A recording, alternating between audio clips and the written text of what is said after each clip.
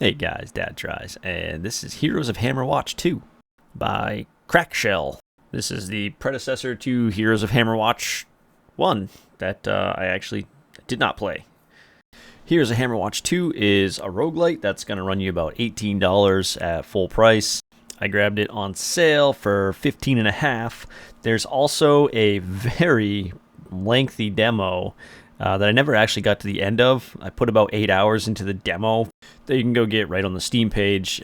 So you don't even have to take my word for it in this review. You can go grab the demo and play it for yourself. I will say that there's a lot that the full game brings to the table that the demo omits, but if you just want to get a feel for the core mechanics of the game, kind of how everything intertwines with each other and the general feel of it, then yeah, go grab the demo and try not to put too much time in it because your save file will not transfer to the full game.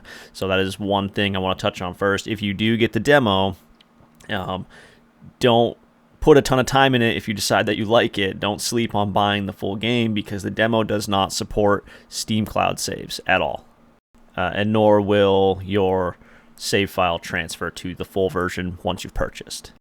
So with that being said, the gameplay is absolutely fantastic on the Steam Deck. There's really no issue. I prefer playing the game with a controller. I just think that it plays so much smoother with a controller. I think it was meant to be played with the controller in mind. So even if you're going to sit at your PC and play it, I still recommend using a controller. Therefore, it plays amazing on the Steam Deck. It pretty much stays 60 frames solidly the whole time. There is a little bit of, I guess, some load staggering when you first change areas, but if you just wait, give it like 10 seconds, everything catches up. But after it's loaded the next stage that you enter into, it's totally fine. There's really no difference in play. The only thing I would say is you'll probably end up wanting to increase the UI scale on the Steam Deck to 2 times, which is as high as it can go. It's pretty small without doing that. Now, what makes this one kind of unique is the fact that your runs, you're collecting resources so that you can go back and you can upgrade your town. As you upgrade your town, that gives you the ability to upgrade things like the amount of potions you can carry, how potent those potions are. You can upgrade your skills, your stats, you can buy new gear, you have a stash, so anything that you bring out from your run, even if you die, you can put in your stash after. And your stash is shared between characters, so you can farm loot with one character while you build up strength on another character, and you just go and get as far as you can in your run. I don't actually know if the run ends at some point. I've gotten to a few of the bosses, and you beat them, and it just seems to keep going. But as you beat the bosses, it unlocks shortcuts, so you don't have to play through all of the low-level maps from their entirety. You can just take the shortcut, which is going to bring you to the next area, which is great, but the low-level areas of the map have some really good resources. So if you have a higher-level character and you just need to farm some resources, there's no shame in playing the lower-level maps. You just run through, kill everything real fast, collect the resources.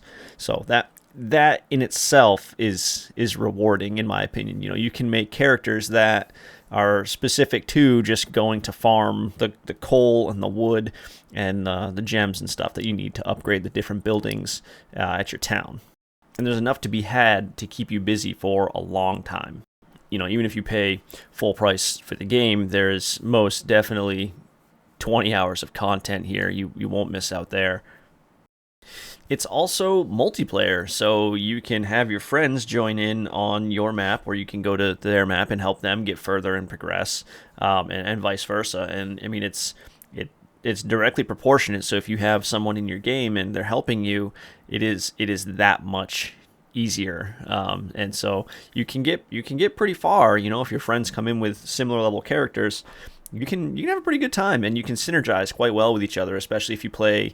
One person being kind of a tank or kiting the enemies, and the other person standing back and just dealing out a ton of damage. So you can really mix and match those kinds of things, those play styles, and see what two characters synergize themselves best.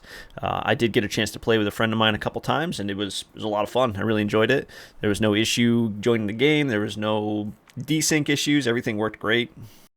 Another nice feature, if you're playing by yourself, you can pause it at any time. But I will say that you might not want to. I got in the habit with this game. If I had to walk away, I just put the controller down and walked away. The reason being is if you've cleared out a zone and there's no enemies around you, nobody can see you, they're not going to just spawn on top of you randomly. You can just stand there indefinitely. But if you're just standing there, you have HP and mana regen. So instead of pausing it, if I had to walk away, I kind of used it as like a free potion. I just put the Steam Deck down or put the controller down and walked away. When I came back, my health and mana were full. So that's a bit exploitative. So if you have a busy life or you get pulled away a lot, then this is a great one for you because you can just put it down and it actually works to your benefit. So you can pause it, but I would recommend don't. As long as you're in a safe spot, just walk away. Another awesome feature is that if you have to be all done, so obviously on the Steam Deck, it's not a big deal. You can just push the power button on the Steam Deck and it goes to sleep, and when you come back, you can hit it right back where you were playing. I mean, that's true for any game.